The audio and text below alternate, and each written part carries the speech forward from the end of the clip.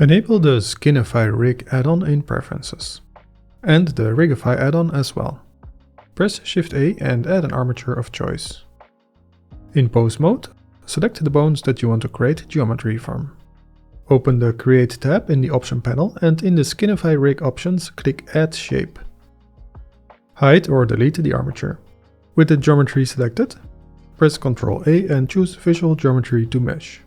This applies the skin and subdivision modifiers that were added automatically. Now you can use the Inflate brush in Sculpt mode to inflate the geometry. From here you can separate all by loose parts in Edit mode, and then join the parts together that you want to remesh.